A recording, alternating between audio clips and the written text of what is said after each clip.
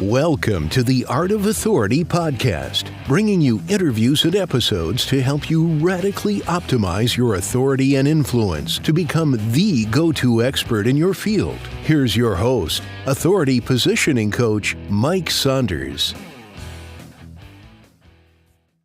Hey guys, welcome back. This is Mike Saunders, the Authority Positioning Coach, and we have with us now Pia Silva, who is Brand Strategist and co-founder of Worstofall Design. Welcome to the summit, Pia. Thanks, Mike. Great to be here. Hey, so first of all, Worstofall Design. I want to hear the story behind where is that name coming from? Because if I want designs, I don't want the worst of them all. I want the best of them all. Well, we are known for building badass brands without the BS. So when people normally ask me that, I tell them, well, that's a badass name, isn't it? So we build badass brands. That's about a name. And I leave it at that. But the real background story is that my partner and husband's last name is Worstofall. And this was his nickname in college that just never left. So it started very early. I inherited Worstofall. And it's really, we've grown into it in a very authentic way. I think because it had very authentic roots, actually. Yeah. Well, in marketing and branding and competitive advantage and standing out and all of those things, I think you hit the nail on the head with how you describe it. But then the story behind that, I think, is really cool. So, I mean, probably in some of the work you do with clients, you talk about what's your brand story, right? So, I mean, I think that touching on that and then letting you go deeper and deeper on even that small backstory is a huge thing. So let's just jump right into what's branding for a small / solopreneur, entrepreneur, business owner, coach, consultant, because I think when a lot of people hear the word branding, they think logo, branding, campaign with billboards and the big thing. But for most entrepreneurs, small business owners, it's a whole new animal, right? Yeah, I mean, most people are trying to define this word branding. It's kind of an elusive idea. I find that lots of people define, why are we all walking around still wondering what this word means, right? Yeah. And I think, you can define it in a lot of different ways. I think a good definition is it's what people say when you're not in the room. I think Jeff Bezos may have said that. Or, everything about your business, what does it look like? I prefer to stay away from defining branding because I think everybody has a brand, whether you like it or not. Yep. If it's not very good, it's probably a boring brand, but still a brand. I prefer to think about badass branding and what a badass brand really is and what it does. So I define badass branding as having two critical characteristics. One, it needs to magnetically attract clients, and that means that it's okay with repelling everybody else. Very important. You need to be a badass to be okay with repelling certain people. And second, it commands a premium price. So you can actually charge more than the competition and still win the business. So that is my definition of badass branding because that incorporates all of this stuff. Are you able to charge a premium price and attract clients with your message, your logo, your website, how you communicate, how you price your business, how you come across in the market?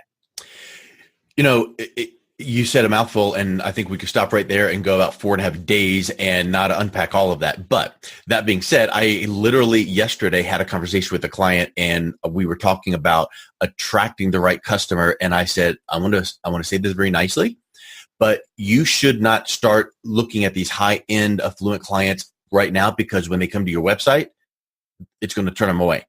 Because it's a Shopify site or it's a Wix or whatever the case was. It was just plain and whatever. And I said, you've got to get that right before, because you do all this work to get the attention of an affluent, high-end, high-ticket prospect. And there's some expectations there, right? And you don't want to just go, oh, what? There's a disconnect. So speak a little bit about what do you see with that? And then what are some of the first steps that you would say to someone when they're trying to level up that brand? I love that you said that because a cohesive experience is a big part of the brand. So when people think about cohesion, they usually think, okay, my logo needs to be the same on my website, my business cards. Okay, that is level one. That is very true. And it's amazing how often you can go to somebody's website and things are mismatched. but it's really something deeper, as you said, with having a cohesive experience. So I speak to you, I'm very impressed. You're very eloquent. You sound like an expert. And then I go to your website and I'm completely let down. And now I'm having a disconnect. Well, are you an expert or are you this? And that alone can just break that thread of trust that is needed in order to charge premium prices. So that's why it's so important for the brand to match the goods and vice versa. I mean, I work with the business end as well as the brand because they need to go hand in hand. You can have a gorgeous website and then you don't come across very professionally, and there's another disconnect, and I don't understand why these don't work. So. I love when you look at things from one direction and then you go, yeah, but when you turn it around and look at it from this direction, because now let's say you hire this really good designer and your website, your web presence, social media is just spot on, and then they connect with you in person or on the phone or a video, and all of a sudden you're not articulate, you're not confident. And haven't you also seen this? I find that sometimes clients will find that they're a little tentative because they're not sure of themselves and they haven't seen, the results even of their own work. And then here comes this great experience from a client and they tell them how wonderful they are. And then now they're like, yeah, I guess I really do deliver the goods. And then another good testimonial. And time again, they deliver goods and they get good feedback. And then now they're like, yeah, I thought about that I could deliver. Now I'm getting the feedback and results. And then guess what? Their confidence shifts. So I think, it's super important to have the congruent look and feel, but then also you need to deliver it. So what is one thing that someone can do now to make sure their mindset and their approach is that confident and authoritative influence in reality is what it is? Well, that's a great question because I'm constantly teaching people how to raise their prices, but there's a flip side to that. Sometimes people raise their prices too quickly. You're exactly right. And what I tell them is you can't just aim high. I wish I got this price and I think I'm really good at this, so that's what I'm going to charge. Really, you want to start by charging something you're super confident in and build up that confidence. So I would never do it for less than this price, so that's what I'm going to start with. And you know what? You can raise your prices very quickly after that. And that's the strategy that I usually encourage people to do. Raise your prices quickly, but don't raise your price so quickly in the beginning that you're not confident about it. Then when someone says, oh, that's too much, you go, well, okay, I can give you a discount. Oh, you just broke your entire premium branding and positioning. So that really shoots your authority in the foot. What do you think about people? It's kind of like you got to walk your talk. So what would happen if in your business, all you ever buy to educate yourself in your business are $37 ebooks or a $97 course, right? And then you decide, hey, I want to now sell my product or service for $10,000 or above. Isn't there a disconnect in what you have been willing to invest in your business? And that's going to translate into how you sell that to your prospects, because in reality, you don't believe enough in the higher pricing yourself. So how can you be confident in saying your services are worth $10,000? Absolutely. I mean, I find that the more I spend on my business, the more confident I am in raising my prices. So I've personally had that experience. It's such an interesting concept to give to others because it's not like just spending a lot of money is going to give you the confidence to raise your prices. But I think it's definitely true. If you're a penny pincher and you never invest in yourself, how can you even in your heart of hearts believe that somebody else should invest in themselves in your business and see that value if you've never seen that value in other people? And over the years, I have increased the amount of money that I spend on my business, but I have seen direct results because of that. You know what? Sometimes I spend a lot of money on a consultant and it doesn't really go anywhere. And I don't look at that as a loss. I look at that as an educational experience no matter what. So I think when you invest in your business, you can always get golden nuggets, even if it doesn't go exactly the way you planned, which is always.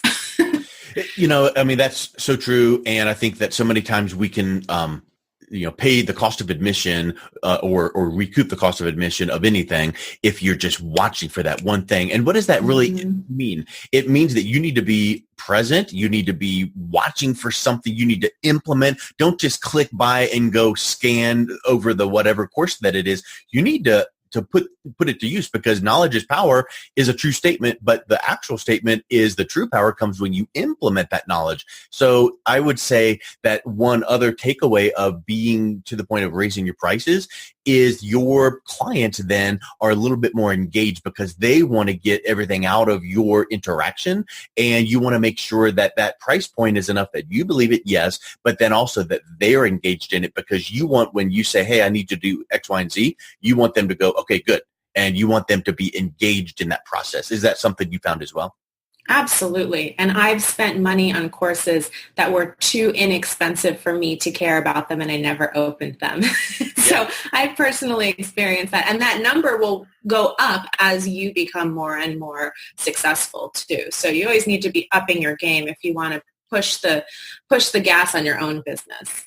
So let's talk about competitive advantage, standing out, unique selling proposition, whatever we want to call it. But when you're thinking about retooling your brand, because let's say that most people are watching this right now, they are not getting ready to start their business. So I need to start it off on the right foot. The train's left the station and they're moving on down the road, but maybe I need to rebrand. And it doesn't mean a full pivot. Maybe it just means I want to spruce up my brand. What are some things that you need to keep in mind to make sure that your brand then stands out in the right way? Because you could stand out for the wrong way, right? And you were talking about repelling. You want to repel the right people and you want to attract the right people. So let's talk about standing out in the right way. Absolutely. Well, actually, we only work with existing businesses. So we actually don't brand startups. And there's a really good reason for this. I think branding needs to come from an authentic place, and that authentic place comes from some level of experience. So a lot of the strategy that I implement is based on asking about previous clients, previous projects. Where do you excel? We're looking for the value that you already have. We're not hypothesizing on what you could make in the future. And so the way to think about rebranding or pivoting or getting better would be to look at these previous clients, best projects, finding that value, and see if you can narrow a little bit into a better and better space where you really are the authority, where you're giving your best value. And then when it comes to the visual brand, which is what everybody thinks branding is, right? Logo, website. That should come out of the strategy that you built off of that value first, not the other way around. Biggest mistake I see. Everybody goes, okay, time to rebrand. I need a logo. Or it's time to start a business. I need a logo. Yeah. How are you going to make any decisions on what this logo looks like, what this website looks like? You can't until you understand what you're trying to communicate first. Yep. I think that is so important, because have you ever heard of what do you call it? But a style guide. You like when, you get the rebrand. Right. Now everything from there, you better use this font, and here's the hex code for the colors and all of that. Well, I would say that you need the message to market guide, style guide, or the, brand messaging, everything on like a 2-sheet, 3-sheet document that you have created your unique selling proposition, your, tagline, your headlines, your, 2 or 3 paragraphs where you explain a little bit longer.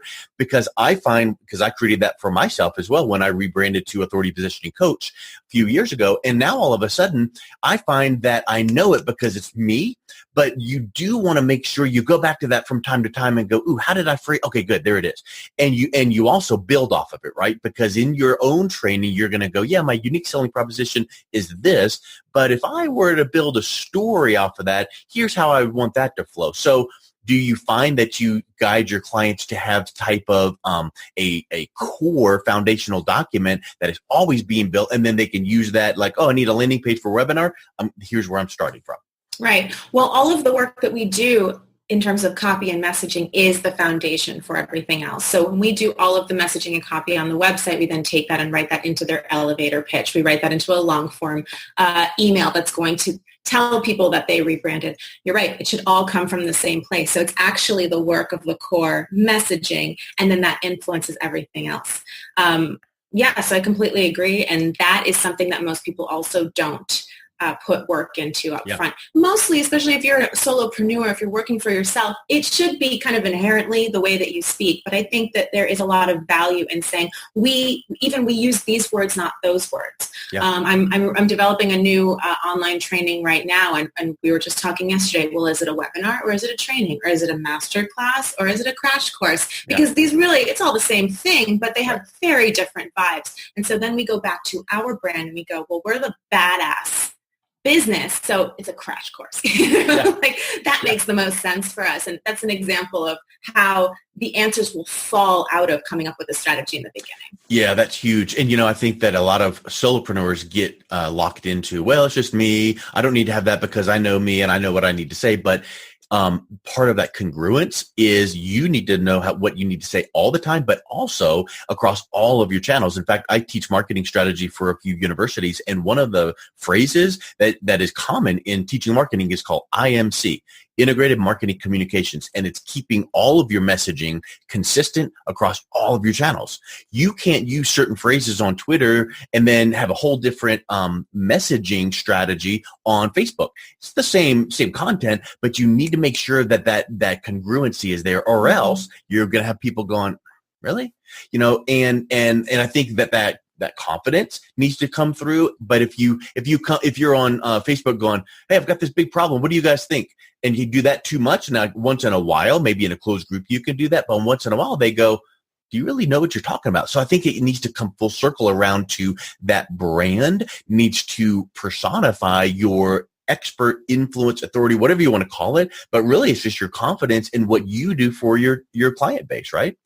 Yeah, and I would add on to that the messaging that's congruent across all these platforms, it should be really simple. You should actually feel like you're saying your few main lines way too often, because the world, we're not paying close attention. We're busy, we're distracted, and seeing that consistency in different places is how we remember, oh, that's Pia again, that's Pia again. And I have found that I am looking at somebody's profile and going, is this that person? Especially if they have a name that isn't that unique. I don't remember, I can't quite tell. And that is a horrible position to be in as a business owner, because somebody is trying to find your stuff and they're confused.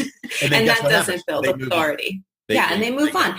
And they don't even really think about it. They just continue on with whatever distraction has come their way. So you should, I'm a badass, but I should be sick of saying badass.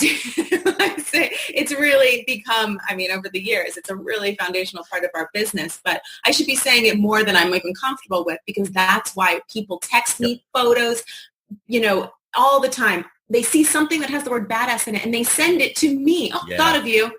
It's amazing. That's really what you want to get to. Well, and then think about what you just gave an example of something that is a huge teaching, which is how do you make sure your brand messaging matches your brand when you then go forward in making product for your business? And you just mentioned this one that you're getting ready to make, and you're like, okay, is it a this or this or this? Well, wait a minute. It's a crash course. Because a webinar, a CPA can do that. Nothing wrong with the webinars, but because our brand is, edgy, we want to call it a crash course. Crash course isn't edgy, but it's unique and different. You don't hear it all the time. So now let's think about what are some ways that entrepreneurs, coaches, consultants, they need to be thinking about making products that, number one, are congruent to the brand, but you've said that productizing your business is really a great way to move forward. What does that look like? So especially when you're a very small business, I find that productizing your services is a great way to increase and get to a premium price and get away from the hourly pricing model. So when you productize a service, you're essentially taking a process that works really, really well, that the majority of your clients need, and this is also helping you niche into a certain kind of client, and you're doing that process over and over again. And what that allows you to do is it allows you to become better and better at it every time you work with the client. So sometimes those increases in value happen in big leaps. Sometimes they're very nuanced. But either way, over time, you are increasing the value of this thing that you're already really good at, and that allows you to increase your price. And even, and I also, really encourage this, decrease the amount of time you spend in the process so that your time is mostly leveraged in the very high value stuff. Everything else, any sort of administrative stuff should be templated, automated, etc., so that you're really getting paid the highest top dollar for the value you provide instead of menial tasks that are sucking up your time. Have you ever read that book called Built to Sell? I have not. That's a good one. In fact, I'm interviewing the author on my podcast in a few weeks, but oh yeah?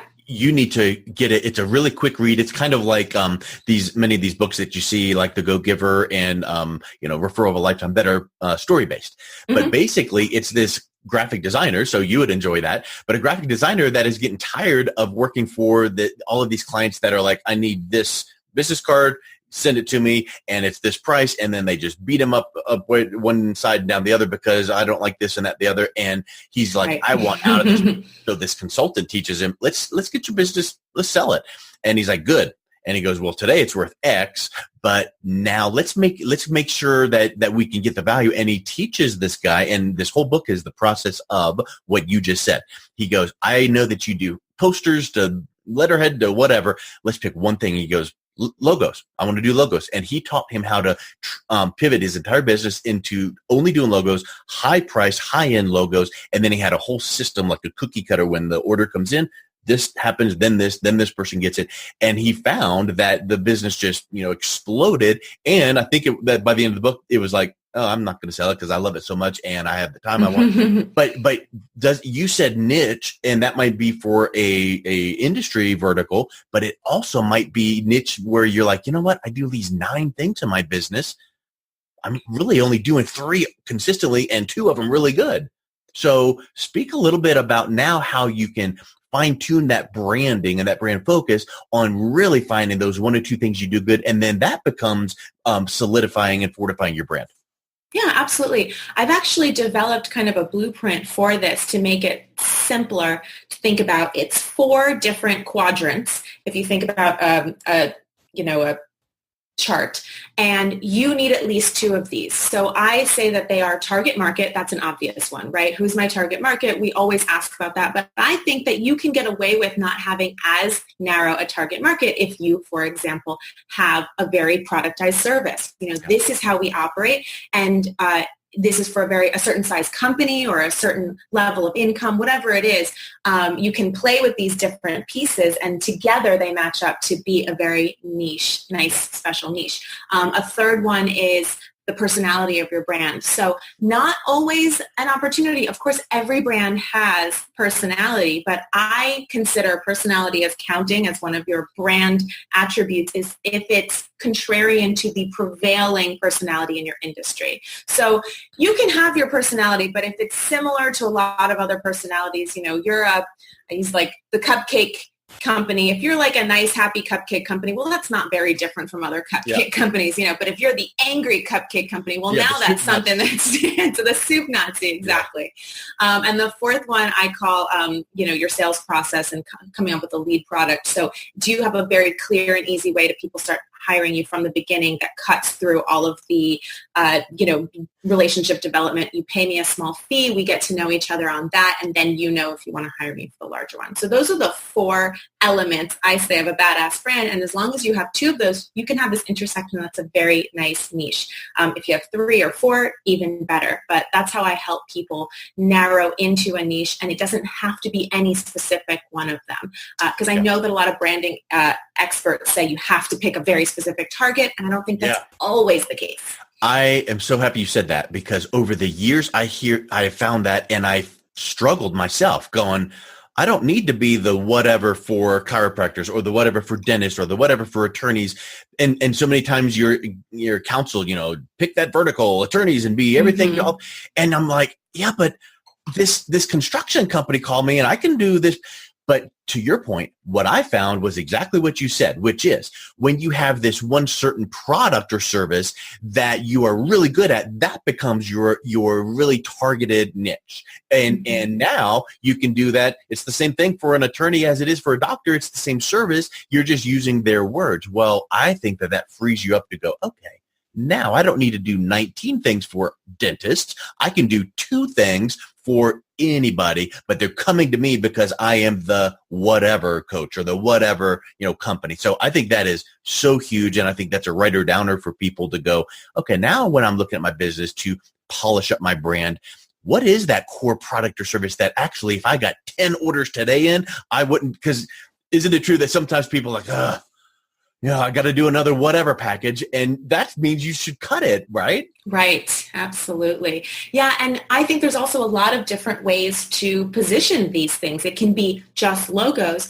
but I'm a perfect example of we actually do quite a bit in our brand up process. We actually tackle the business and the brand and do all the details, but we packaged it in a process that is a 1 to 3 day intensive. Yes. So I do things in this intensive sometimes I would never even talk about on my website. I've set up people's Schedule Once account, Schedule Once appointment accounts because they need it.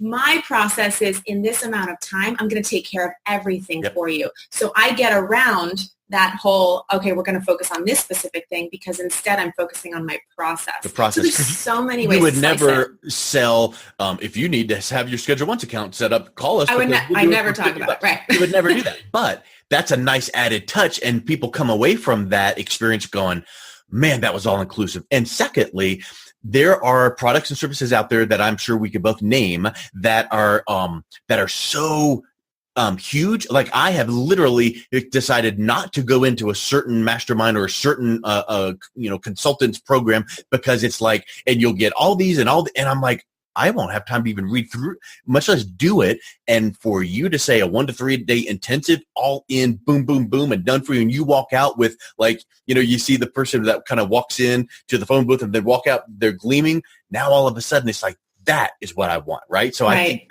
that feeling is so amazing. And if you didn't list 3, 4, or 5 things that they get, and those are the extra value added, and they come out of that, that tends to be what they're talking about. And they go, and she even did our whatever, right? Right. There's this this surprise at the end. And I think that also, and this is very much to what you do, the authority positioning means that I'm really selling simplicity and that you're hiring me to tell you what these things are. So now I've switched the script. You're not looking at a list and going, do I need this on the list or that on the list, which is details, and also I'm not a service provider, I'm an expert. So you're coming to me so I can tell you what you need, but you also trust that I'm going to give you what you need and that I know what is best for your business. That's why you're paying me a premium price. And that's really the flip that we're trying to give both of our clients.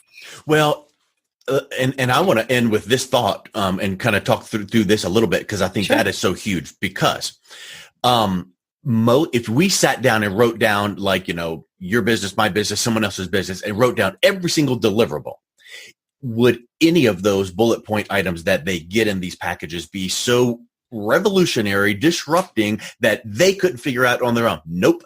But guess what? We bring industry experience and our clients that we teach how to do the same thing. They need to explain to their target audience that, there's a lot of things that I'm going to do for you, with you, alongside of you, but you're not going to need to worry that it's getting done the right way. And how do I do X, Y, and Z? I am telling you what the lessons I've learned. And now all of a sudden you're getting this thing cookie cutter handed to you on a silver platter, done for you. And they go, okay, good. Now it's kind of like riding the bike with the training wheels. You take them off and you run alongside them and it's like, okay, you got it. And then I let go. Hey, you ride your bike. But yet they couldn't have figured out, do I put the right leg first? And then do I start with, you are doing it with them. And I think that's the biggest thing. And I remember years ago hearing someone say that you professionally confuse someone, not maliciously, but you tell them so much that's involved in this thing, this package. And you're like, and we're going to provide this and you'll need to keep this in mind. And they go, oh my word. Yeah. The do it yourself package is less money and I could do that. But man, I would get so confused at step 6 of 29 and you're going to just do it all for me. And in a 1 to 3 day period, boom, I'm in and out and done. I think that says a mouthful. So I think that expertise that we and you and the clients we work with, we train them how to do that, is so much easier than a checklist, check, and you're done. And then the output is so different. You think about a world-class guitarist, and you can have a beginner that plays a beginner guitar, and you could have the world-class guitarist make it sound like $1 trillion guitar, compared to the beginner, like making it sound like a beginner guitar, but it's all in what you bring to the process. So let's speak about that a little bit. What do you see when you are doing that? And then also with you are training your clients how to do that for their business?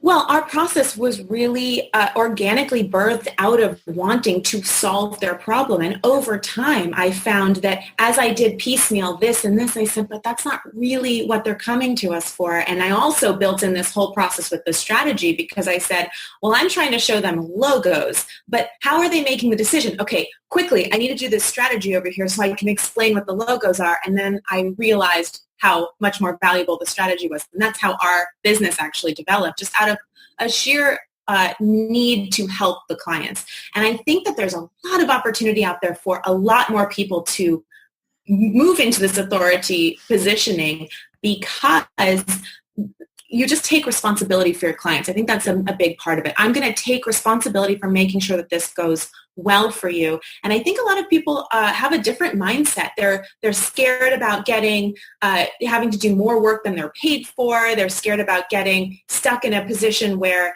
the client is expecting more and they're not able to deliver. To me, these are all very short-lived lessons that can be learned, and you can build on them and just charge more later. So it's a process to build that authority, but if you have the mindset of building that authority, you can do it very quickly. And you know what? Sometimes I tell clients, they say, well, I don't know what price to start at. I say, look, take responsibility for the client. Make sure you do above and beyond for them. Charge whatever you think you can at this moment. And then at the end, you'll see what you need to charge next time. Yeah. And you'll be so confident that it's worth that, you won't have any trouble saying it. And you won't feel bad or like you want to waver if somebody says, oh, I can't afford that. People tell me they can't afford my stuff all the time. I don't think, oh, I'm too expensive. I think, oh, they're not a good client for me. Yeah. And that mindset shift is also something that can only be learned and experienced. So it's a process, but if your mindset is there, I think you can go through that process pretty quickly. Yeah, I agree. And let's talk briefly about your products, your 1 to 3 day event, and then also your brand shrink. Is your brand shrink kind of like your almost like an audit, like it's a paid for service, but it kind of indoctrinates someone to your services and your packages, and that might be a good place for someone to start? Yeah, so our process is really just 2 steps. It's the brand shrink, which is an interview with my partner and I and the clients, and we dig deep into the business. And I provide a very valuable deliverable at the end. So it is both a chance for the client to get to know us, but it's a product in and of itself. A lot of people, too many people, have started hiring me just for that. I actually tried to back off a little bit, because the purpose of it is, for the right people, we move into the brand up, which is the full service. But I do deliver a plan and tell people, this is what your badass brand is. This is what you need to start doing, stop doing. Sometimes I get really nitty gritty about pricing. You should charge this. You could package this way. This is what your message should focus on, etc. And then at the end, I say, and based on this plan, you need a logo, a website, the design and build, the copy, the materials, identity, etc. And we can do that in a 1 day or a 2 day brand up. And then we execute the entire thing. We do most of it ahead of time. Obviously, we build an entire brand that day. But we do take the client on this intensive day through a process very well choreographed at this point, where we show them work, we get their feedback, we make revisions in real time, such that at the end of the brand up, your website is completely designed, built, and launched. All of your materials are done. We hand them over, and you are ready to start selling the next day.